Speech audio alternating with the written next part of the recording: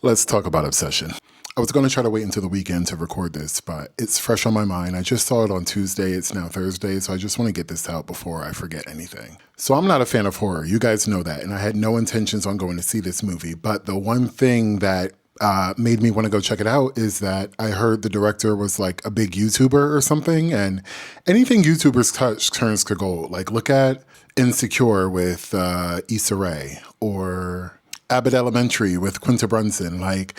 Well, Quinta was technically a Vine user, so anyone who does social media effectively and creates really good, engaging viral videos, yes, if they step into a directorial role, I always want to see their project because I know it's going to be good.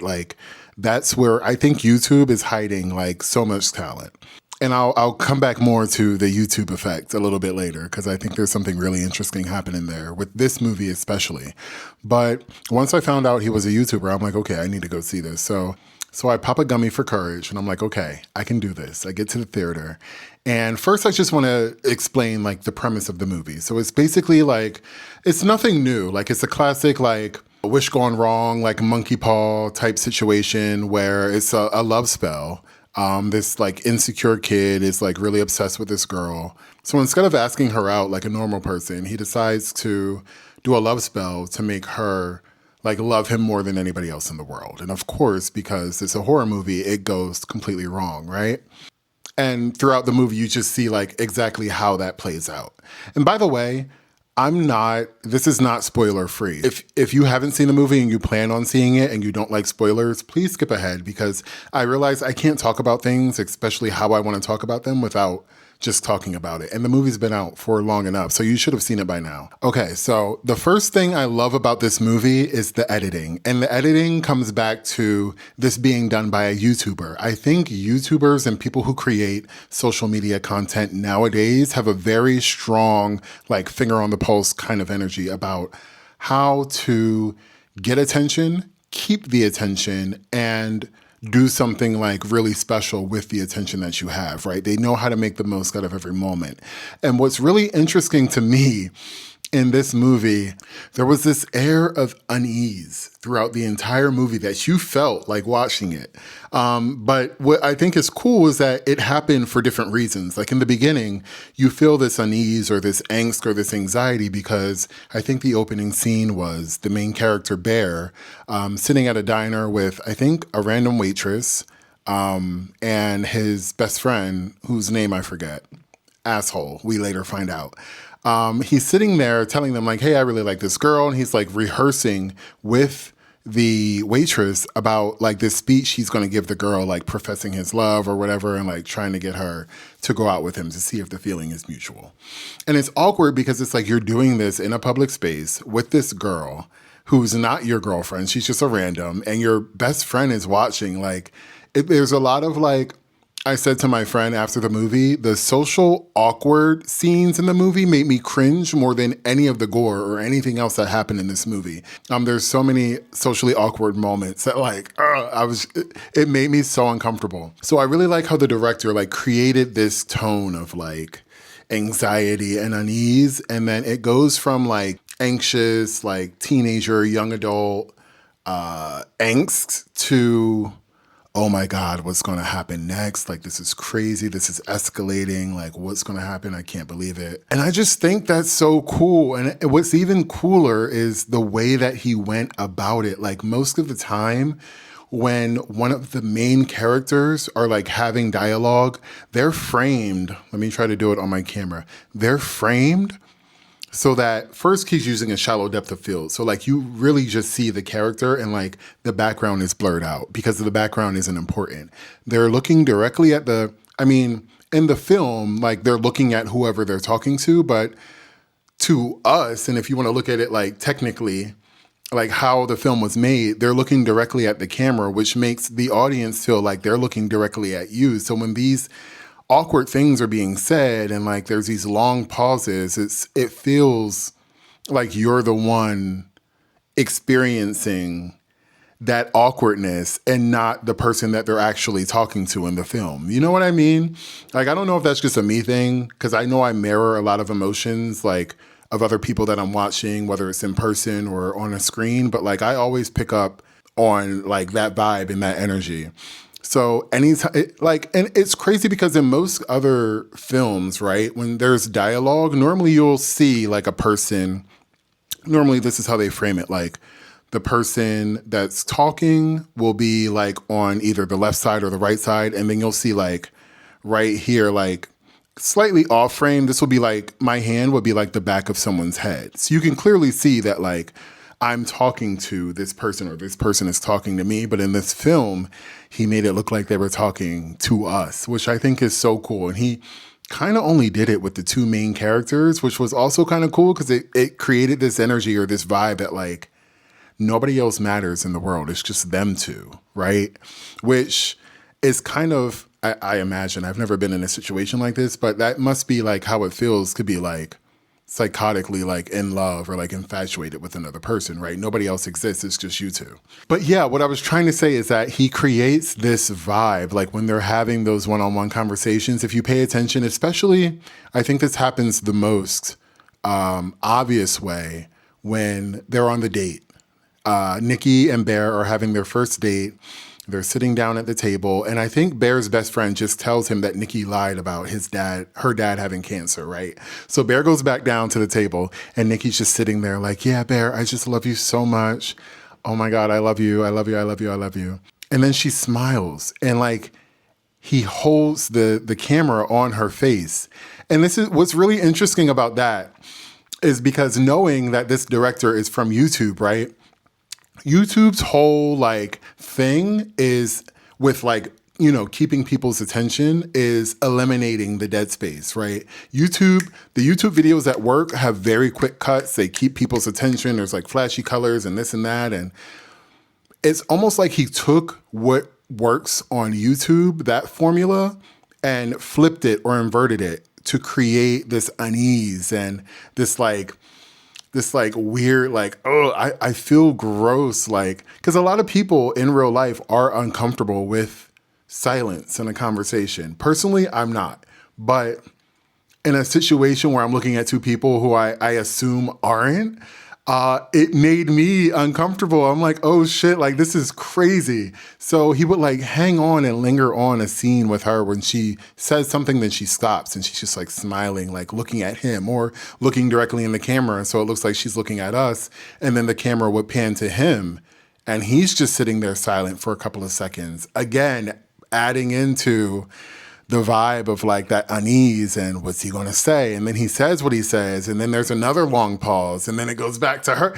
Like the pauses added, I don't know if you guys picked up on that, but the pauses and the dialogue added so much. And I was so like impressed that it was that simple, and like making the YouTube connection just made it so cool for me. I was like levitating in my seat watching this, dissecting it in my head, like trying to be present and like watch the movie. That's another personal problem with me. I'm always like off doing other things, but it was so cool to like pick up on all these little things, but like still try to like focus on the movie because my mind can just go off and do its own thing. And then I look up and I'm like, wait, how are we in the third act right now? Like, what did I miss?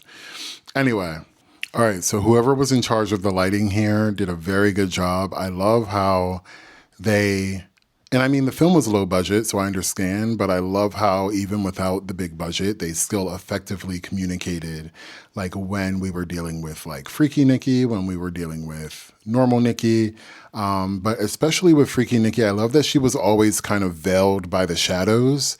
It was just a really cool way to do like a monster shot when it's really just a girl like standing in the dark. It was so creepy and so simple of a film technique to do. But like I just thought it was done really well and really tastefully. Speaking of that girl, Nikki, the girl who plays Nikki is Indy Navarrete. Give her the Oscar. She carried this movie, one of the best performances I've ever seen by someone. I don't really know her filmography, so I don't want to like be disrespectful and say she's indie, but like she's fairly green as an actress, right? And I thought she just did excellent. I attribute a lot of that to just how well she was able to emote in this movie. I think Botox has hit Hollywood so bad that like I just haven't been we got used to like seeing actresses and actors who can't emote anymore. So to see someone who can bend and twist and contort their face into so many different configurations, like there's like 4 like different shots in this film where she looks like 4 completely different people. And one of them, I think it was due to like makeup, but like all the other ones, it's really just her. Like just making like normal faces, but it's wild to see. Like, ban Botox from Hollywood. It should not be allowed. That should be in every Hollywood exec's contract, that like you're not allowed to get Botox while you are an actress working for this studio. Amazing, amazing performance. I hope she sweeps at the Oscars because she really deserves it.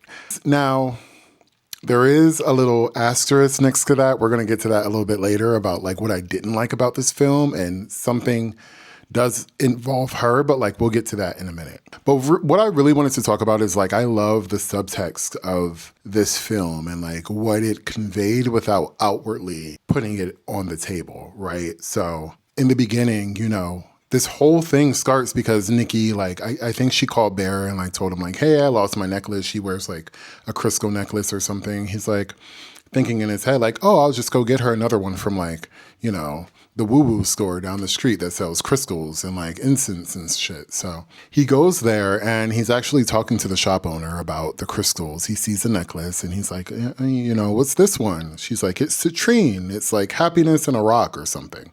And instead of getting her that, it gets lured into the Wishing Willow, which is the thing that is gonna grant him this wish.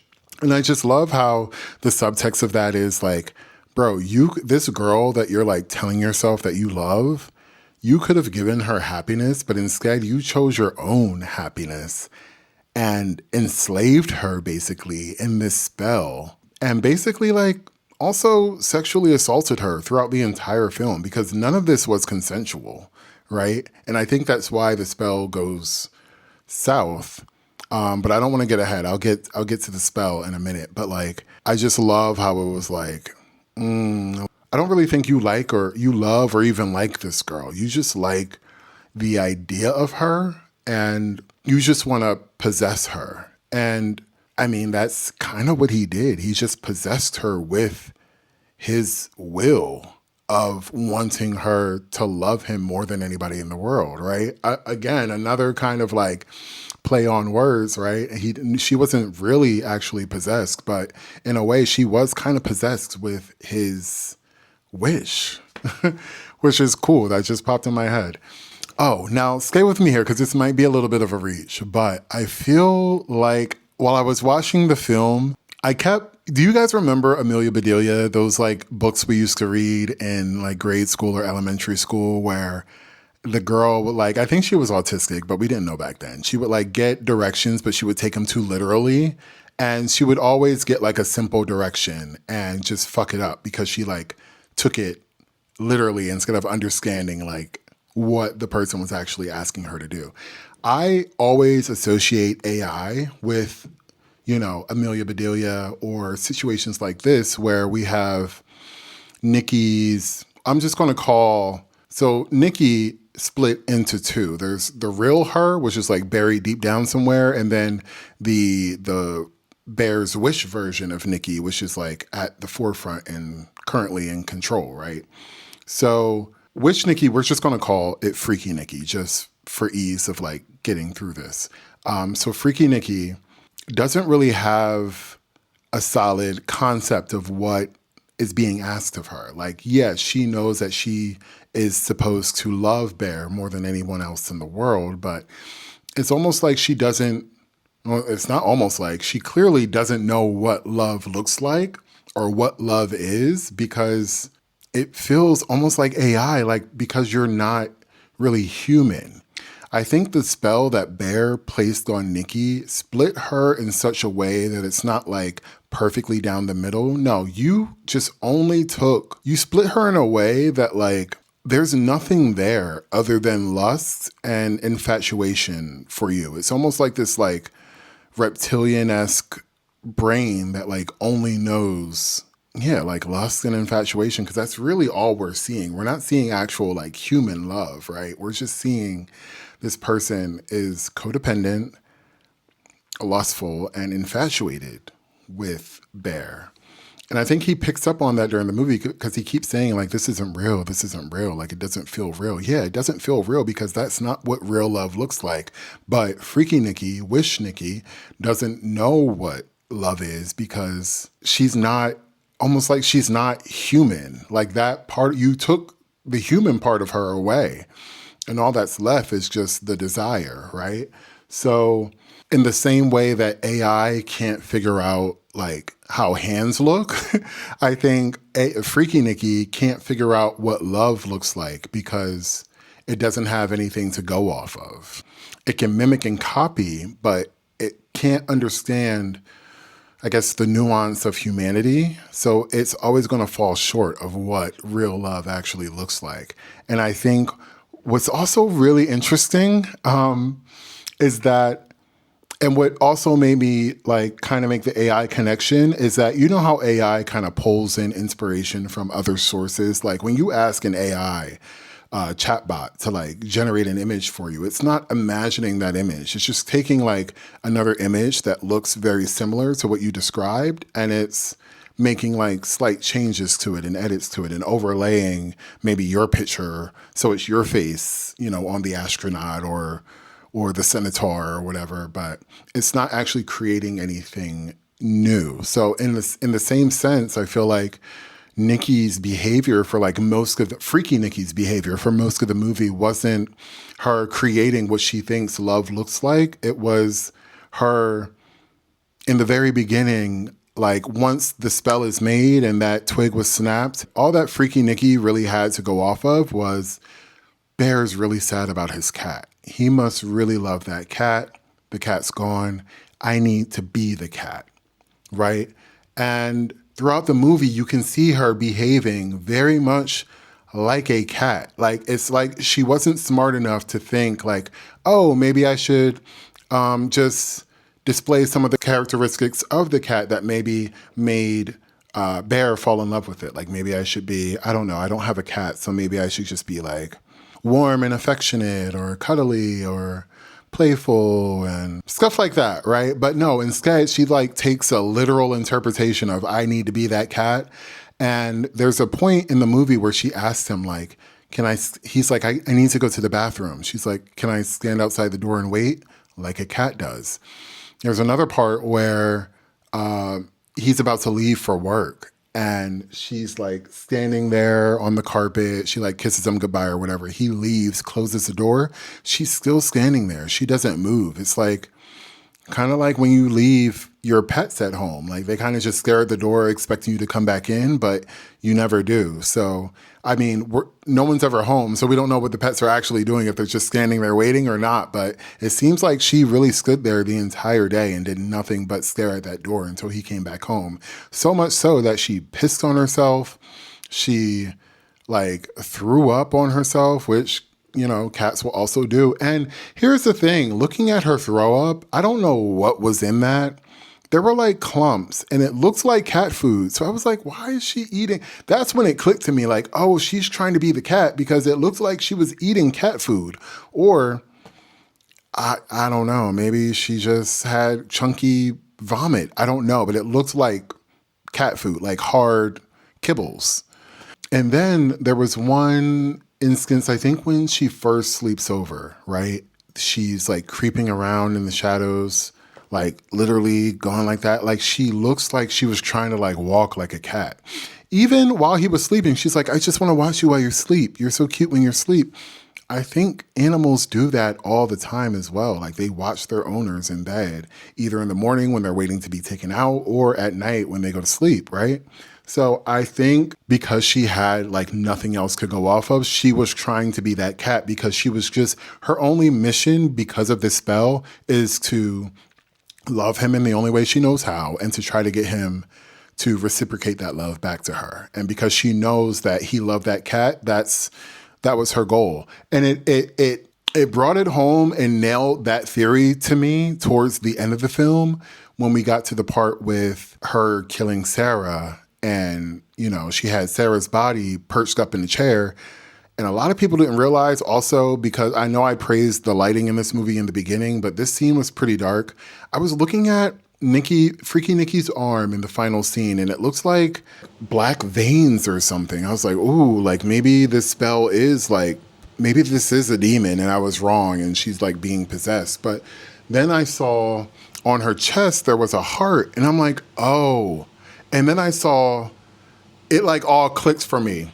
And a lot of people didn't catch this. In the final scene, she has disrobed Sarah's dead cadaver, Sarah's dead body basically, put on Sarah's dress, drew Sarah's tattoos on her chest and on her arm with Sharpie, and she's trying to be Sarah because she's like, oh, that's what you want? Cool, I can be her. And what pains me about this scene more than anything, right, is that, and this is why I think you should always have a black person somewhere in the room on the call sheet, because they probably would have recommended the same thing. But in Beyonce's Lemonade album, there is a poem that she wrote that I think would have been so fucking perfect for this scene or for a scene before or after, where Beyonce is talking to Jay-Z, and she's like, she's talking to Jay-Z about the girl that Jay-Z cheated on her with. And she was like, I mean, if that's what you want, I can be her. I can wear her skin on top of mine.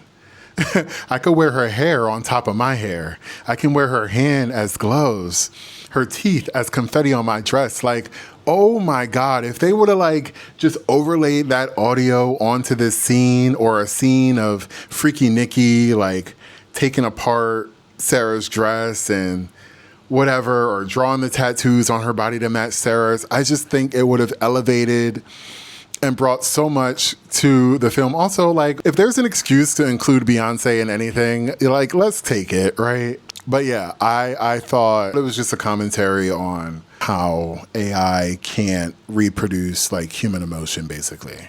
So yeah, let's get to the negatives. So you heard what I like about it. Let's get to the negatives. So and this is why I gave it, I don't know if I said this, but I gave the movie a 9 out of 10. It would have been a 10 out of 10, but as I was watching the movie, again, I told you my mind kind of like wonders.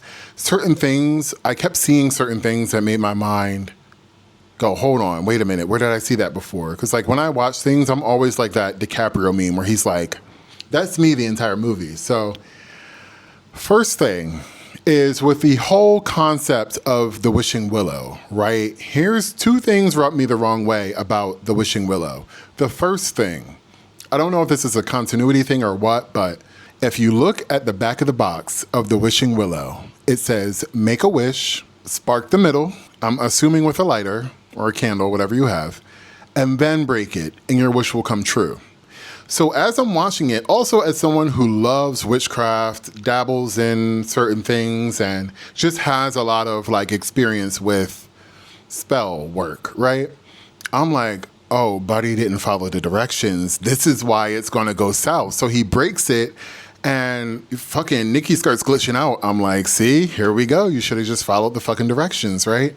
But then later in the movie, his best friend does the same thing. He's like, I want $1 million, snaps it, doesn't spark it, and he gets $1 billion. And it's like, okay, so I guess that wasn't the reason why the spell went south, right? So maybe, I don't know, it's never explained. Maybe the spell just went south because it's a love spell. And like, that's like Witchcraft 101, don't do love spells. It always ends badly. I mean, we've seen it before in The Craft. I think in The Craft, the guy also got so infatuated, he tried to like rape the girl, and then he ended up dying, falling off the roof or something. I don't know, but like, we've seen it before. So I was just expecting like a better explanation of why the spell went wrong, right? But I guess that's just up to interpretation. But yeah, they didn't spark the willow, so it just pissed me off that they just ignored the directions and the spell still worked as intended, I guess.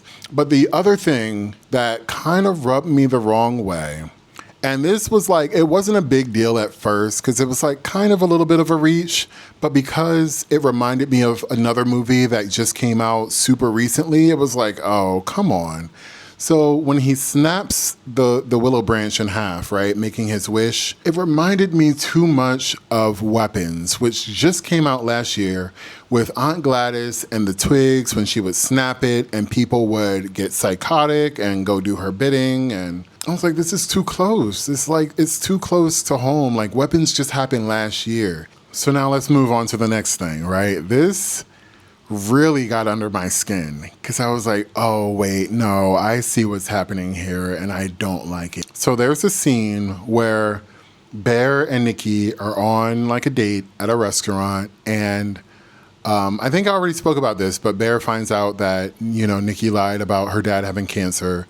He confronts her about it, and she just looks at the camera or looks at him, and she's just like, no.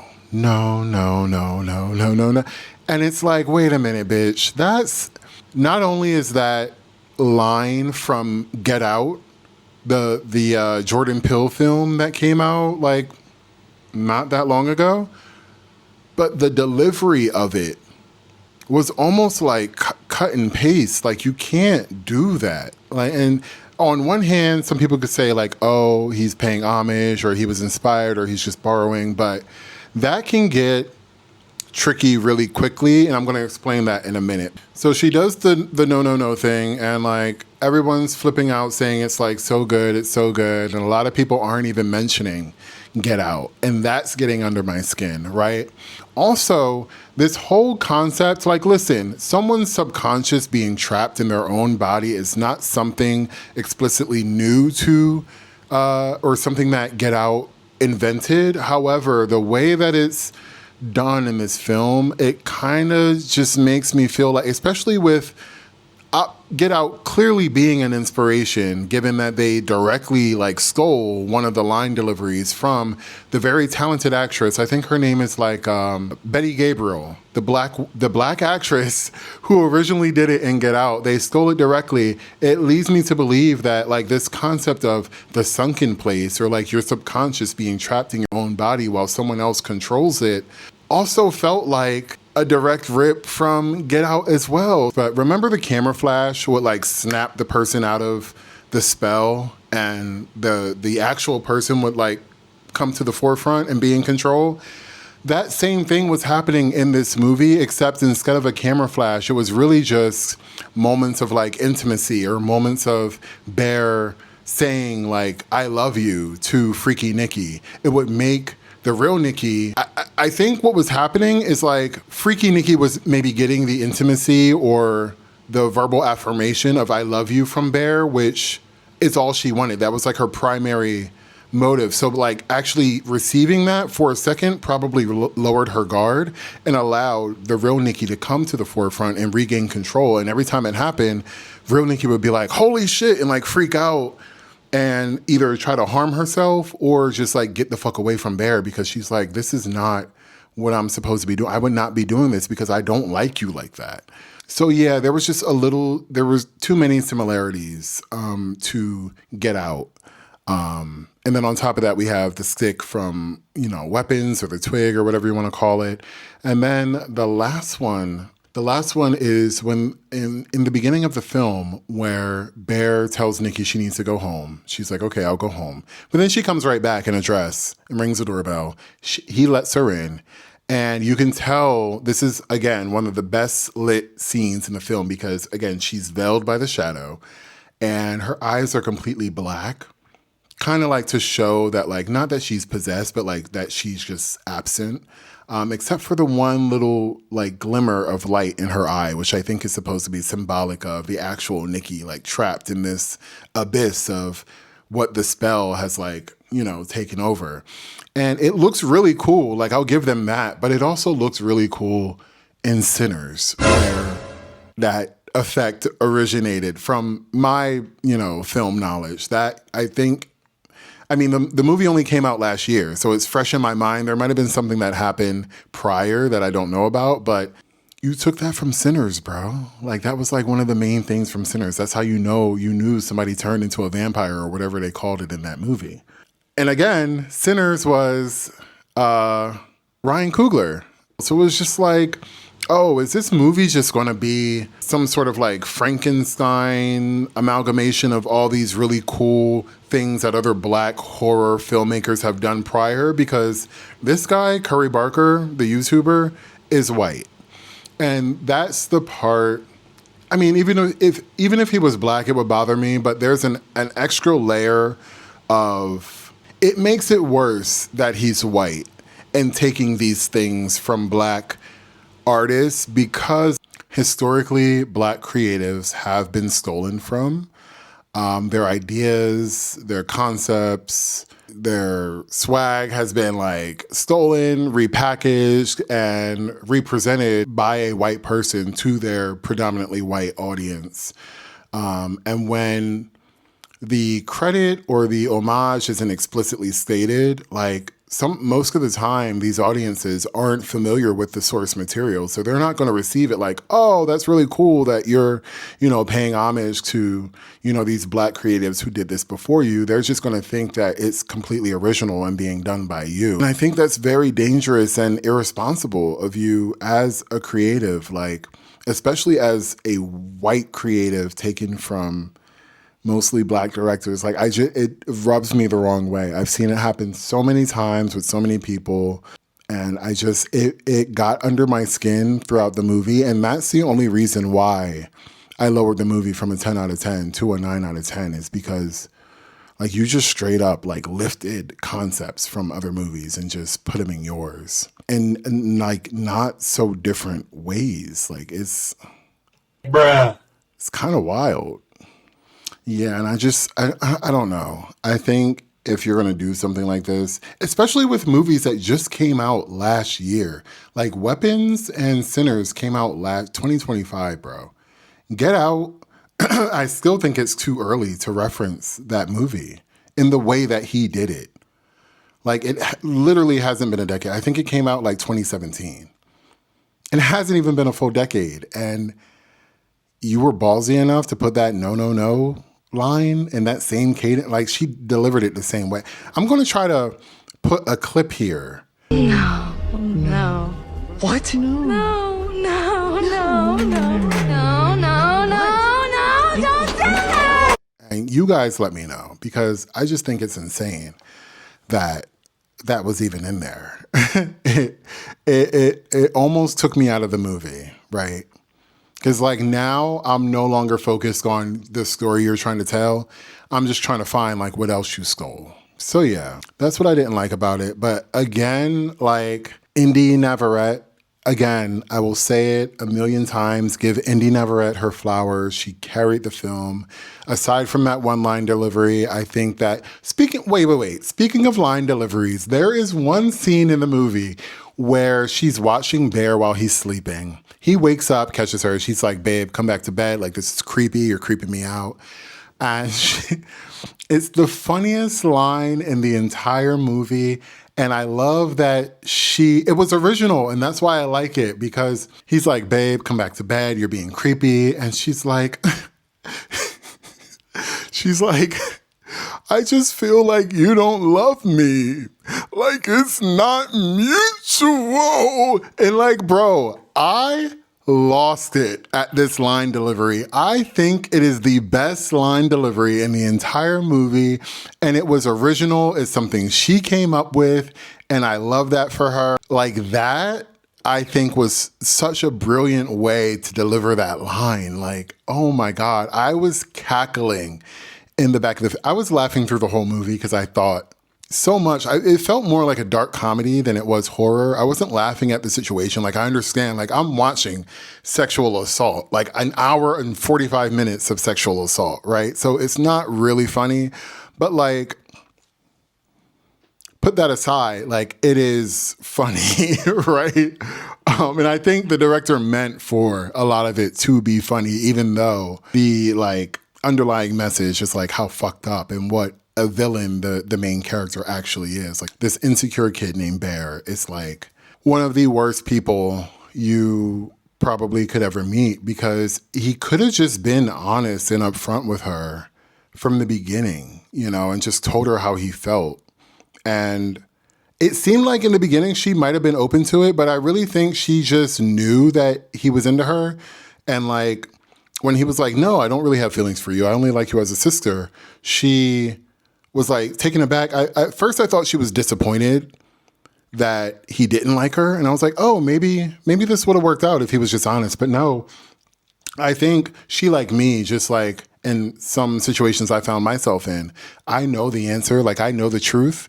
And when I ask you or confront you about it and you lie to me, that's what's disappointing. And I think that's what's happened in that scene.